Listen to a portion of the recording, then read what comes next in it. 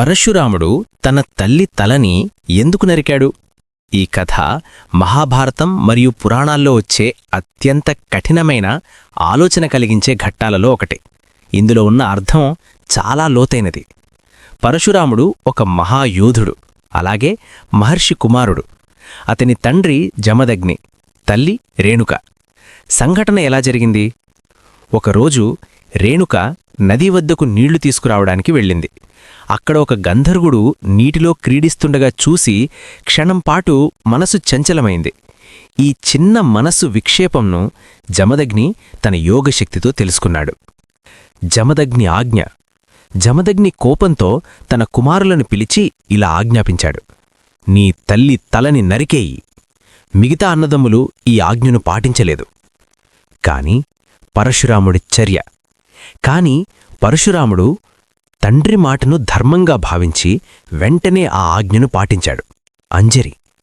అతను తన తల్లి తలని నరికాడు. తరువాతేమైంది?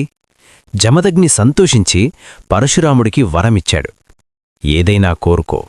అప్పుడు పరశురాముడు కోరింది, నా తల్లి మళ్లీ బ్రతకాలి. జమదగ్ని తన శక్తితో రేణుకాను తిరిగి జీవింపచేశాడు. అసలు రహస్యం 1. ఇది నిజంగా ఏమి సూచిస్తుంది? ఈ కథను అక్షరాలా కాకుండా ప్రతీకాత్మకంగా అర్థం చేసుకోవాలి. తల్లి అంటే మనసు, తల నరికేయడం అంటే అహంకారం, విక్షేపం తొలగించడం. 2. పరశురాముడి గుణం సంపూర్ణ విధేయత, గురు తండ్రి మాటకు గౌరవం. 3. జమదగ్ని ఎందుకిలా చేశాడు? తన కుమారుడి విధేయతను పరీక్షించాడు, అలాగే మనసు నియంత్రణ పాఠమిచ్చాడు. లోతైన సందేశం. ఈ కథ మనకు చెబుతోంది, భావోద్వేగాలను నియంత్రించడం చాలా ముఖ్యము. అహంకారాన్ని తొలగిస్తేనే ఆధ్యాత్మిక ఎదుగుదల. ముగింపు. పరశురాముడు తన తల్లి తలని నరికిన కథ ఒక హింసాత్మక సంఘటన కాదు. అది విధేయత ప్లస్ ఆధ్యాత్మిక శిక్షణ మరియు గూఢార్థం కలయిక.